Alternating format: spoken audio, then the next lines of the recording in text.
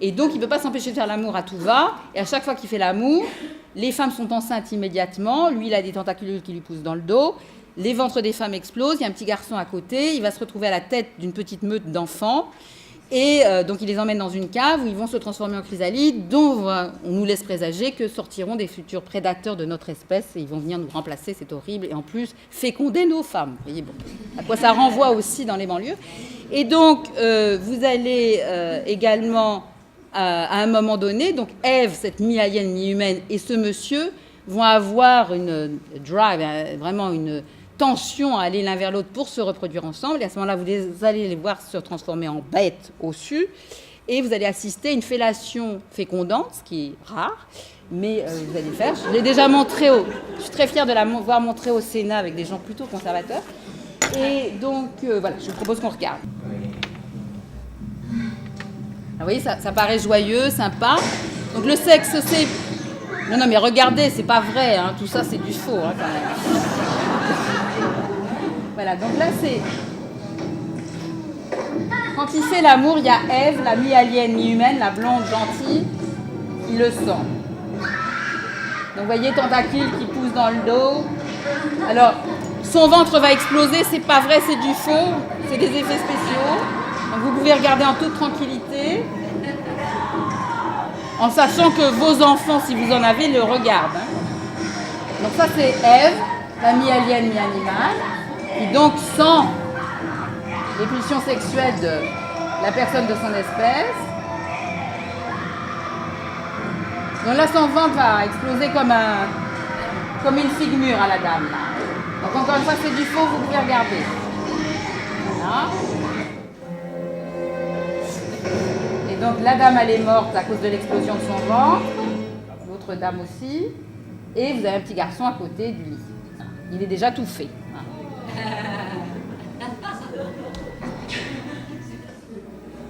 Donc là, le monsieur, il emmène cet autre petit garçon dans la cave à petit garçon qu'il a.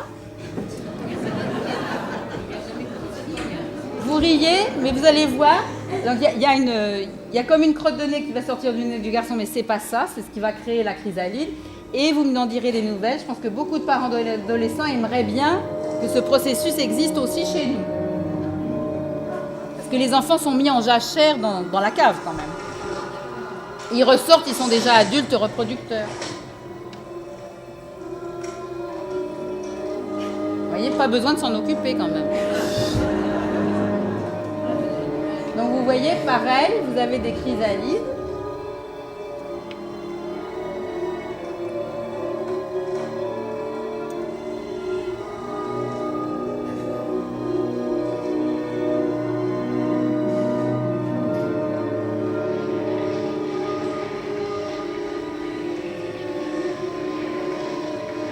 Et de d'où toutes ces chrysalides vont sortir la nouvelle génération supérieure à nous, et donc il y a besoin d'espèces inférieures pour se reproduire. Donc voilà Ève et le monsieur, et voilà quand ils sont sur le mode sexe-reproduction, ce qu'ils deviennent, avec ce côté ossu associé à la prolificité. Et le monsieur, il est tellement prolifique qu'il va avoir sa tête qui se sépare en deux. Alors Ève, on fait appel à son côté humain, elle va vouloir se retirer, c'est pour ça qu'il est violent avec elle, et qu'il va pratiquer du coup la fellation fécondante. Voilà.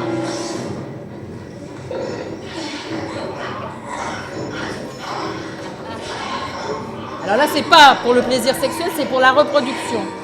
C'est pour ça que je peux le montrer à l'HP. Voilà. Alors cette jeune femme qui était absolument ravissante, hein, une fois qu'elle est fécondée, on va nous montrer la partie inférieure de son corps, celle que nous les femmes nous avons pour pouvoir nous reproduire, associée donc à la reproduction, qui renvoie à un côté assez insectoïde, hein, c'est un peu comme une grande sauterelle verte, alors que le haut du corps est très beau, a recouvert son aspect tout à fait beau, en montrant qu'effectivement la beauté des femmes est une façon d'attirer les hommes pour se faire inséminer. Vous avez là l'indice de l'animalité, parce qu'il n'y a rien d'autre qui signifie. Déjà un petit garçon qui est là. et le ventre de cette femme qui gonfle, renvoyant au flambeau de la maternité que se passent les femmes de génération en génération.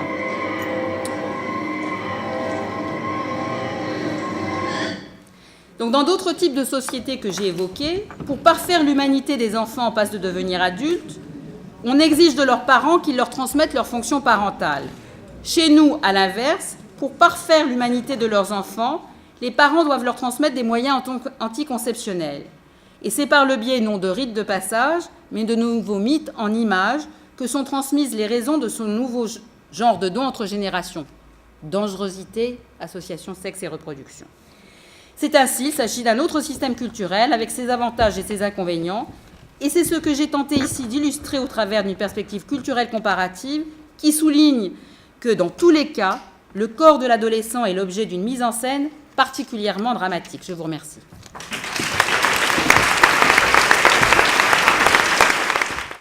Vous êtes psychanalyste, vous parlez en psychanalyste dans vos livres, bien sûr.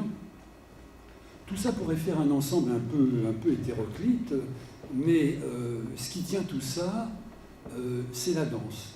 C'est la danse et c'est le rythme qui parcourt votre œuvre.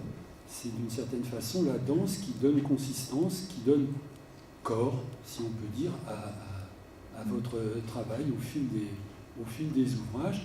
Je crois que c'est la danse, mais c'est aussi le souci d'être thérapeute. Il y a ce souci permanent chez vous. Donc vous me voyez venir, ça fait tout ça le titre de votre intervention, n'est-ce pas? Le corps, le rythme, la danse et la thérapie. Donc je vous laisse la parole. Donc oui, ça pourrait paraître très éclectique, parce que la danse, c'est un objet transversal en fait, qu'on peut retrouver dans beaucoup de disciplines, mais ça ne fait pas très longtemps qu'il est un peu plus pris au sérieux, cet objet, dans nos cultures tout au moins.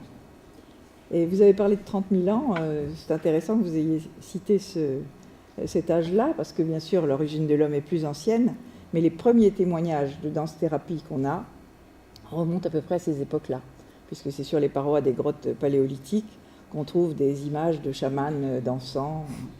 Voilà.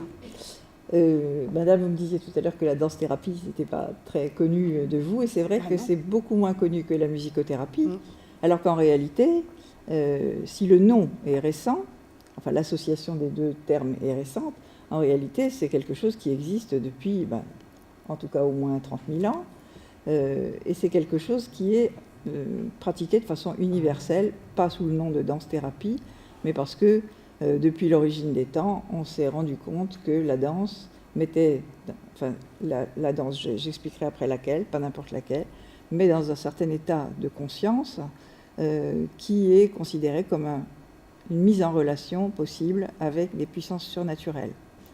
Donc cette danse-thérapie à l'origine, elle est toujours dans un cadre religieux, chamanique, disiez-vous. Évidemment, en danse-thérapie, on ne fait pas du chamanisme, mais moi je fais partie de ce courant donc anthropo-psychanalytique qui a pris très au sérieux le conseil que Lévi-Strauss donnait aux psychanalystes quand il leur disait d'aller s'inspirer des pratiques de leurs grands ancêtres, les chamans et les sorciers. Non pas pour les copier, non pas pour faire des pratiques sectaires, bien qu'elles nous sont parfois reprochées, mais à tort, en art-thérapie, donc pas pour faire des pratiques sectaires, mais pour les interroger et en être aussi enseignés, parce que c'est des pratiques qui ont fait leurs preuves depuis des millénaires. Donc il y a toute une littérature ethnologique, anthropologique sur l'efficacité des rituels thérapeutiques dans les sociétés traditionnelles. On essayera d'en voir quelques-unes si on a le temps, quelques images là-dessus. Il faut savoir que, comme pour beaucoup d'autres choses, ce qu'on va maintenant chercher dans ces sociétés dites primitives, parce qu'on les a perdues chez nous, ces pratiques existaient aussi chez nous autrefois.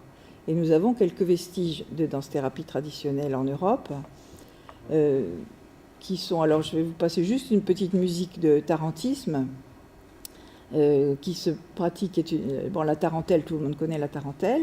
On ne sait pas toujours que c'est à l'origine une musique sacrée d'exorcisme, où les femmes atteintes d'une certaine maladie langueur, mélancolie en Italie du Sud, exorcise à travers cette musique et cette danse une araignée mythique, la tarentule. Enfin, dans la région là, elle est mythique. Tout ça, c'est la région de Tarente, c'est tout un complexe mythico-symbolique dans cette région. Et elle l'exorcise à travers cette danse qui s'appelle donc la tarentelle. Donc, si on peut passer un tout petit extrait, voilà.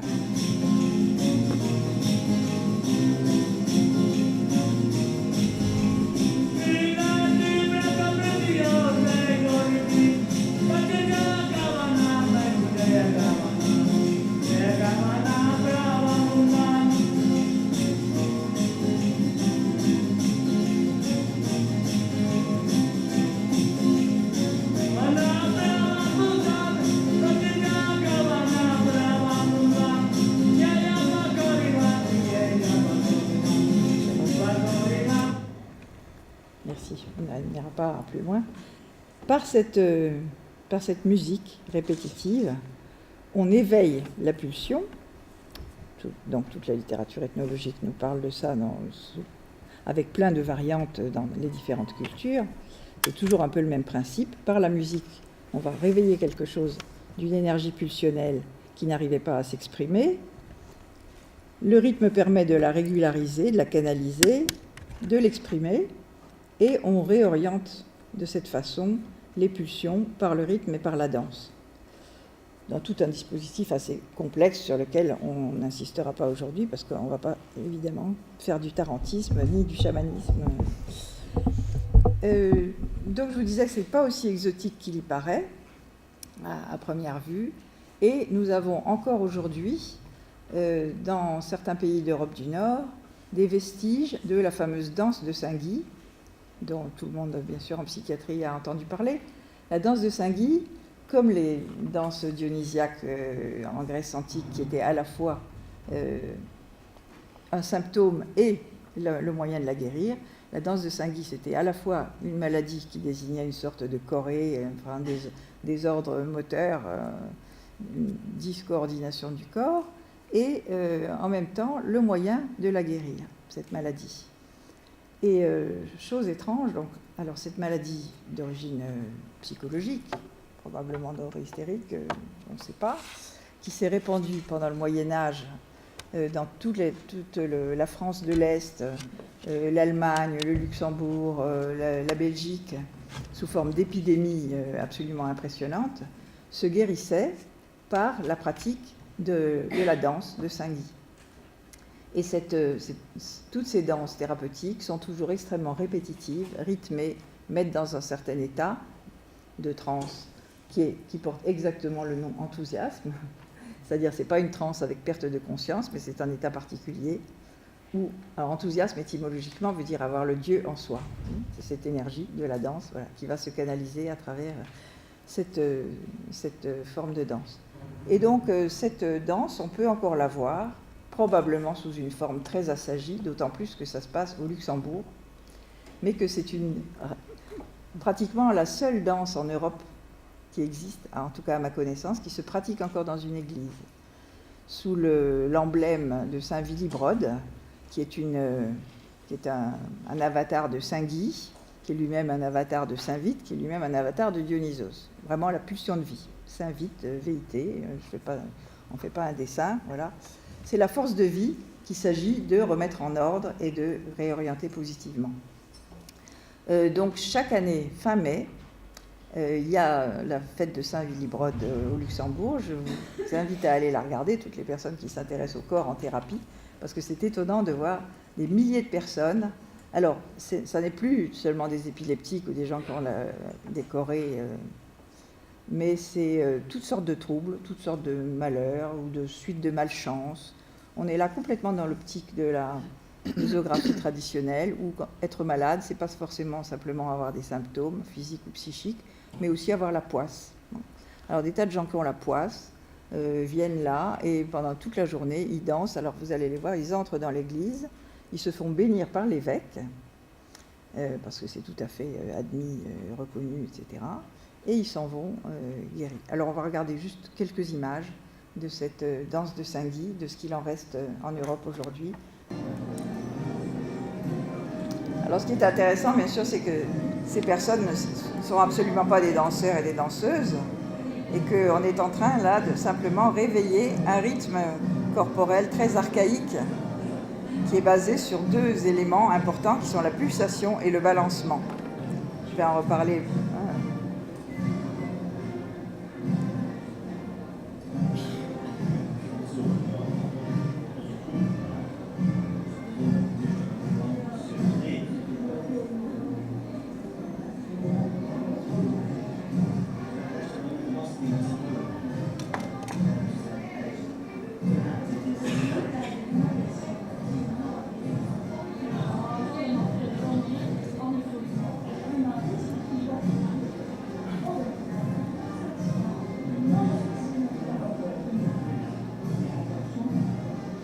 Bon, je crois que comme c'est très répétitif, on va pouvoir s'arrêter là parce que c'est toujours le même air pendant des heures et des heures.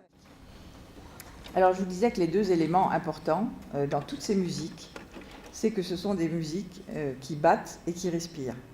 Elles battent par la pulsation et elles respirent par ce rythme qui est toujours un va-et-vient. Qui peut être, bon là c'était latéral, hein, d'un côté à l'autre, ça peut être d'avant en arrière, bon, comme dans les danses traditionnelles, et c'est toujours deux aspects qui sont toujours là, c'est ça qui fait danser les gens, qu'ils soient danseurs ou pas. Tout le monde peut, et c'est ce qu'on va faire aussi avec les patients, on commence par marquer la pulsation en frappant dans les mains, ça tout le monde peut le faire, on chante une chanson d'un répertoire populaire, de préférence quelque chose que tout le monde connaît, on frappe dans les mains. Et quand on fait ça, c'est déjà très très important parce que ça permet une synchronie. Ça permet de partager un repère dans le temps et un repère qui devient un médiateur, qui fait tiers. C'est-à-dire que dans ces danses, on n'est pas dans la fusion. On est dans une union, mais on n'est pas dans la fusion. Il y a toujours un rythme qui fait tiers. Et je voudrais vous passer une cassette, un tout petit extrait que vous connaissez sans doute tous. Un petit extrait de Rainman pour montrer cet aspect tiers du rythme. L'autiste qui s'appelle Raymond a une phobie du toucher. Il est autiste et en plus il a une phobie du toucher. Et bon, suite à toutes sortes de péripéties que je ne vais pas vous raconter, enfin vous rappeler, les deux frères ont été joués à Las Vegas et puis mettre ta main gauche, comme ça, ici, vraiment continue de bouger, t'arrives pas, tu m'écoutes, oui, oui, continue de balancer, mets ta main gauche, bien dans l'air, la main gauche, comme ça, voilà, gauche, continue de balancer, voilà, c'est parfait, les mains, t'as pas son autre main, derrière mon dos, là, ça, oui, tu vas commencer, oui, parce que quand tu danses, il faut toucher les gens, oui, je vois ta main, oui, ta main, mets ta main là, je prends ma main, j'aime que ça parlait, regarde mes pieds, mais regarde mes pieds, tu danses, tu peux regarder les pieds tout le temps. Il faut regarder la première. Bon, je dirais. Tu regardes en l'air. Voilà. C'est. Regarde en l'air. Encore plus tard, danse. Encore un peu plus. Tu sors. Et voilà. Tu danses. Oui, c'est. Oui, je danse. Tu fermes. Voilà. Alors, comme ça, tu vas me faire tourner dans le sens. Tu tournes, c'est bien. C'est ça la danse. C'est ça la danse. C'est pas grave, mais je trouve que c'est un peu ridicule.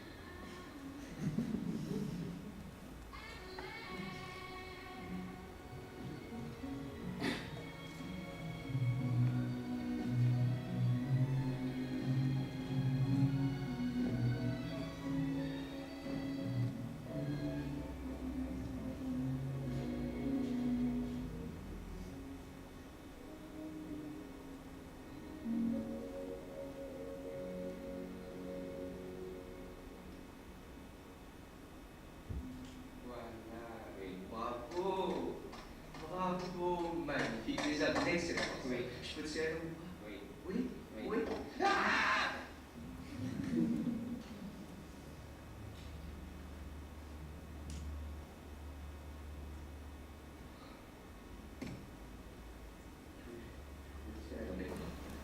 donc vous avez compris que la façon dont on utilise la musique, nous en danse-thérapie, c'est la façon traditionnelle, populaire, de ne pas dissocier la musique et la danse.